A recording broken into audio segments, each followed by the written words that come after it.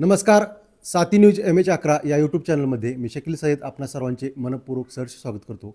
आज आपण मुळकवाडी या गावी आहोत आणि मुळकवाडी गावामध्ये माननीय श्री गणेश कदम सर आपल्यासोबत आहेत. गणेश कदम सर हे मुळकवाडी गावचे माजी सरपंच आहेत, त्याचबरोबर मुळकवाडी ग्रामपंचायतचे विद्यमान सदस्य आहेत. कदम सर नमस्ते. नमस्ते.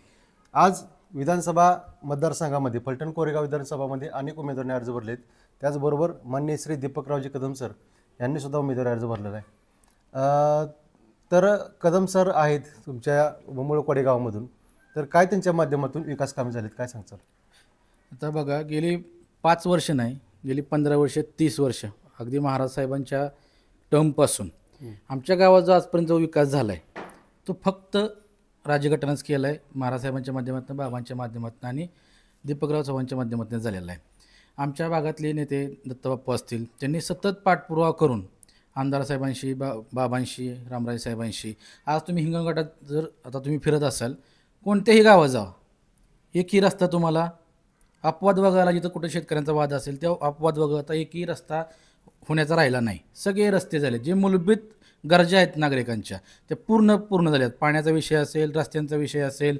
आता सगळ्यात महत्त्वाचं मला या ठिकाणी सांगायचं आहे, कोरोना काळामध्ये आज जे विरोधक बोलत आहेत की आम्ही हे करू, आम्ही ते करू, पण ज्यावेळेस जनतेला खरी गरज होती कोरोना काळामध्ये, रात्री 2:30 वाजता आमदार साहेबांनी फोन उचललेत. 2:30 वाजता सिव्हिल सर्जन असतील त्या दवाखान्यात फोन करून आदरणीय बाबांनी, अगदी विरोधकांनी तिथं पाहिलं नाही, गटातटाचं राजकारण त्यावेळेस केलं नाही, अगदी विरोधकांनाही बेड मिळवून दिलेत. कोरोना रुग्णांशी त्यावेळेस स्वतः फोन करून काळजीपूर्वक त्यांना अगदी इंजेक्शनपासून पूर्णतः मदत केलेली आहे. तो काळ मुळकवाडीतली जनता कधीच विसरणार नाही. एका शब्दावर कमीसला त्यांनी फोन केला, एका शब्दावरती कमीसने आम्हाला क्वारंटाईन रूम तयार करून दिली, बेड्स दिले, पूर्ण साहित्य दिलं. हा झाला कोरोना. म्हणजे अगदी जसं राजकारण जनतेला आपल्या आपत्त्यस्थानी मानतं आणि त्या पद्धतीनेच आपल्या पूर्ण जनतेला वागवतं. फक्त राजकारण निवडणूक आल्यामुळं करत नाही किंवा ते 12 महिने जनतेची सेवा करत असतात. त्यामुळे आणि तुम्ही पाहिलं असेल, एकमेव 288 आमदारांमध्ये एकमेव आपले दीपकराव चव्हाण साहेब आमदार असे आहेत की जे विठ्ठल रुक्मिणी मंदिर पंढरपूरला जाऊन भजन पण करू शकतात. राजकीय भाषणंही सर्वात जास्त जिल्ह्यामध्ये ते मांडतात.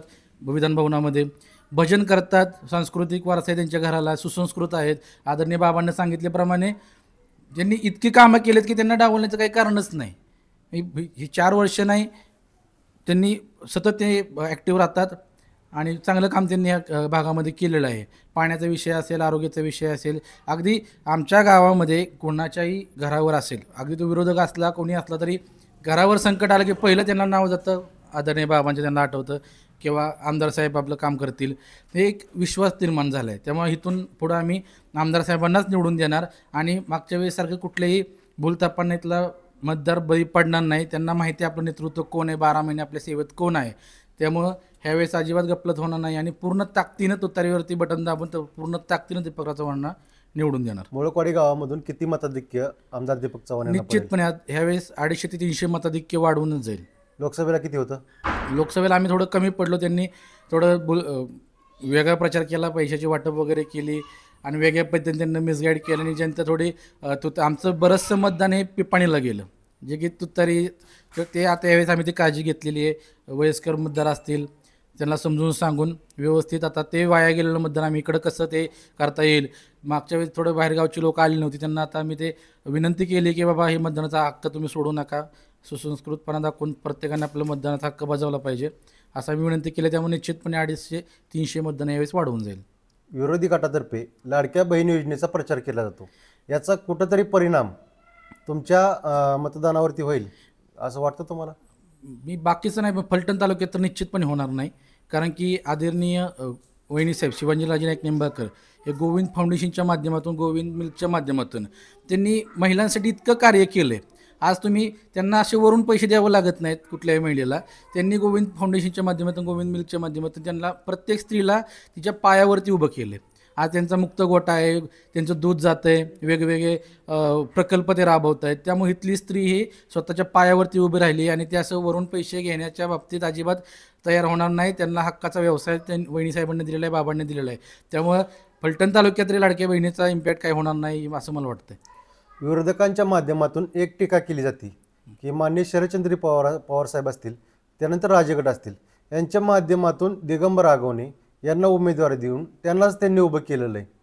आणि असं जर होत असेल तर याचा फटका असं वाटतंय की त्यांना विरोधकांना याचा फटका श्रीमंत रणजित निंबाळकर दादा यांचे उमेदवार सचिन कांबळे पाटील यांचा त्याला फटका बसेल असं वाटतं लोकांना. पण असं असताना कुठंतरी राजगटाचं पण मतदान तिकडे आता तरी वळलं असं लोकांमध्ये चर्चा आहे. असं याविषयी आपल्याला काय वाटतं? नाही, आता यावर बोलण्यात कमी मोठा नाही आहे, पण तसं काय होणार नाही आणि याच्यावरती आमचे नेते बोलतील किंवा असं काय होणार नाही. कारण की आता स्थानिक लेवलचं म्हणजे विधानसभेची निवडणूक आहे आणि विधानसभेच्या निवडणुकीला पूर्णपणे जनता ही राजगटाच्या माध्यमातच त्यांच्याच पाठीमागं उभं राहणार आहे.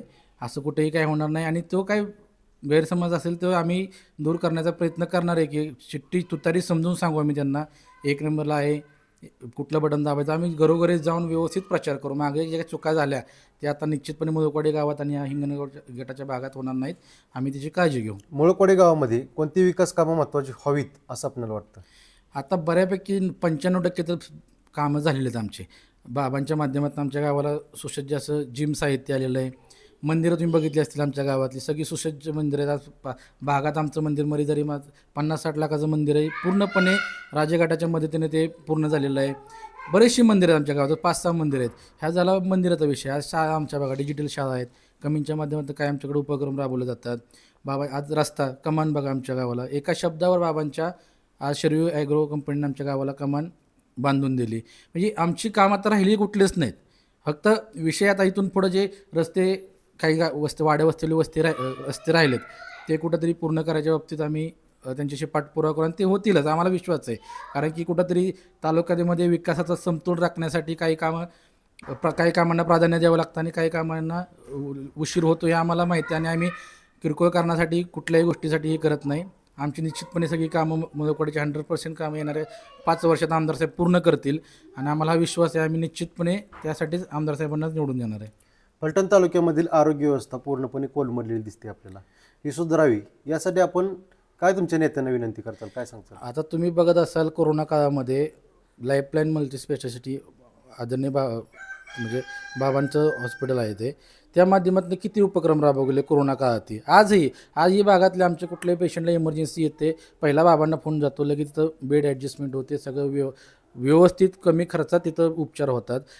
त्यामुळे असं काही मला वाटत नाही की आरोग्याची आता एवढं डेंग्यूच्या मध्ये जास्त पाऊस काळ झाल्यामुळे थोडं हे झालं, पण तरी पण ते व्यवस्थित आमच्या भागात तर असं काही दिसून आलं नाही, त्यामुळे काही अडचण नाही. आता आपण पाहतोय कमींचा विषय, विरोधकांनी तो कमींचा विषय उचलून धरला नाही. इतक्या दिवस त्यांना या विषयावरती बोलले नाहीत, आत्ताच कमींचा विषय येतोय, याविषयी आपल्याला काय वाटतं? ते फक्त राजकारण इलेक्शनच्या तोंडावरती अशा विषय ते करतात, त्यांच्यावर बोलणारे आमचे नेते बोलतील. पण मी एकच सांगतो, आता आमच्या गावामध्ये जवळजवळ 30-35 मुलं अशी आहेत की कमिसमध्ये परमनंट ही कामं करतात आणि लेबर कॉन्ट्रॅक्टमध्ये बी कामं करतात.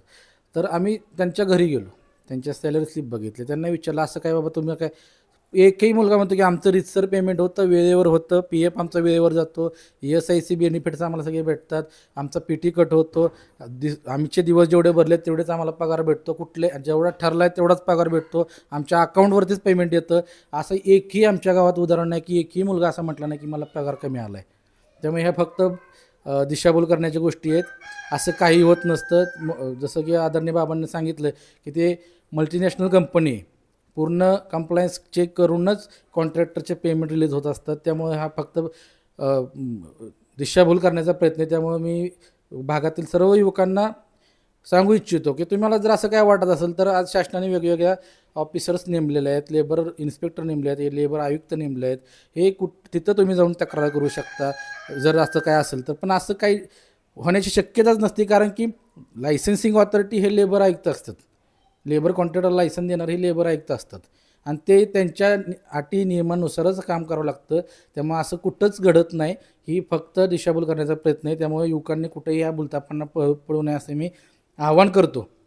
अगदीच काय वाटलं तर त्यांनी जर कन्सल्टंट असतात, आम्ही फलटणला कन्सल्टन्सी चालवतो, कुठल्याही कामगाराला जरी अडचण आली किंवा काही लोकांना सॅलरी स्लिपच समजत नाही की ग्रॉस सॅलरी किती आहे, नेट सॅलरी किती आहे आणि CTC किती आहे, हेही कामगारांना समजून सांगावं लागतं की बाबा तुमचं CTC एवढं आहे, त्यातनं डिडक्शन PF ESIC जाऊन तुम्हाला इन हँड मिळणारी सॅलरी ही नेट सॅलरी, ग्रॉस सॅलरी वेगळी, हे पटवून देणं गरजेचं आहे. हे फक्त गैरसमज निर्माण करत आहेत, हे बाकीचं काही नाही.